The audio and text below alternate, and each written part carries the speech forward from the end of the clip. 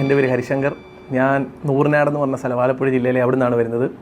ഞാൻ ഒരു സിവിൽ എഞ്ചിനീയറാണ്. 2021 പാസ് ഔട്ടാണ്. Sreebuddha college of engineering Pattoor അവിടെ നിന്നാണ് പഠിച്ചത്. അത് കഴിഞ്ഞ് എനിക്കിപ്പോൾ കർണാടക ബാങ്കിൽ ക്ലർക്കായിട്ട് ജോലി കിട്ടി.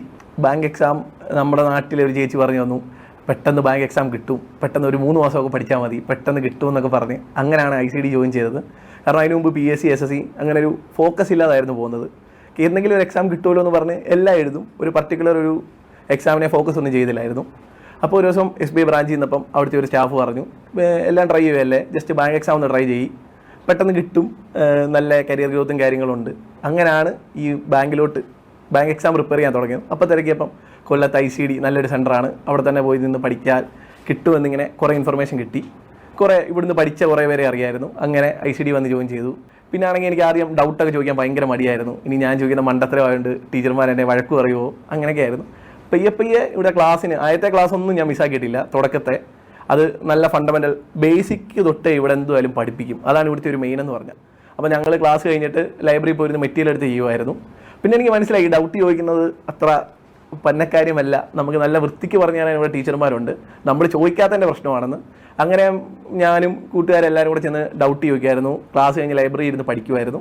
അങ്ങനെയാണ് ഇതിനൊരു ബേസൊക്കെ കിട്ടിയത്. ഇത് 6 മാസം കൊണ്ടല്ല, നല്ല കൺസിസ്റ്റൻ്റായിട്ട് പഠിച്ചാലേ കിട്ടുള്ളൂ. ഇടയ്ക്ക് ഞാൻ ലീവൊക്കെ എടുത്തായിരുന്നു. ഒരു 3 ദിവസം ലീവ് എടുത്തിട്ട് തിരിച്ചു വരുമ്പോഴേ ഒരു ഫ്രഷായിട്ട് പുതിയതായിട്ട് തുടങ്ങുന്ന പോലെ ആയിരുന്നു എപ്പോഴും ഫീൽ ചെയ്യുന്നത്. കൺസിസ്റ്റൻസിയാണ് മെയിൻ. അത് കൂട്ടുകാർ തന്നെ ആയാലും പറയും, ടീച്ചർമാരും എപ്പോഴും പറയും. അങ്ങനെ ചെയ്ത് അങ്ങനെ കർണാടക ബാങ്കിൻ്റെ എക്സാം ക്ലിയർ ആയി. അപ്പോൾ പിന്നെ ഇൻ്റർവ്യൂ എന്നൊരു ഇതുണ്ടായിരുന്നു. അപ്പോൾ ഞാൻ ഇവിടുത്തെ രമേശ് എന്ന് പറഞ്ഞ സാറുണ്ട്. സാർ എന്നെ ഒരുപാട് ഹെൽപ്പ് ചെയ്തു ഒരു കാര്യത്തിൽ. സാറ് അവിടെയുള്ള സ്റ്റാഫിനെ വിളിച്ച് എങ്ങനെ ചെയ്യണം. കാരണം ICD ഏറ്റവും വലിയ പ്രത്യേകത എന്ന് പറഞ്ഞാൽ എല്ലാ ബാങ്കിലും ഇവിടെ പഠിച്ച കുട്ടികളുള്ളതുകൊണ്ട് നമ്മളെ ഹെൽപ്പ് ചെയ്യാൻ ഒരുപാട് പേരുണ്ട്. ടീച്ചർമാരെ നമ്മളെ നല്ല രീതിയിൽ ഹെൽപ്പ് ചെയ്യും. അപ്പം സാർ എങ്ങനെ ഇൻ്റർവ്യൂവിന് പ്രിപ്പയർ ചെയ്യണം എന്ന് നല്ല വൃത്തിക്ക് പറഞ്ഞു തന്നു. പിന്നെ ഇവിടുന്ന് മെറ്റീരിയൽസും തന്നായിരുന്നു. അങ്ങനെ ഇൻ്റർവ്യൂവിന് പഠിച്ചു, ദൈവം സഹായിച്ച് കിട്ടി. എനിക്ക് പറയാനുള്ളതെന്ന് വെച്ചാൽ തുടക്കമൊന്നും ലീവ് എടുക്കാൻ, എന്തൊക്കെ വന്നാലും ലീവ് എടുക്കരുത്. ഒരു 6 മാസം ബേസിക് ബിൽഡ് ചെയ്യുന്ന സമയത്ത്. കാരണം അതാണ് നമ്മുടെ ഫണ്ടമെൻ്റൽ ഇത് ബിൽഡ് ചെയ്യുന്നത്.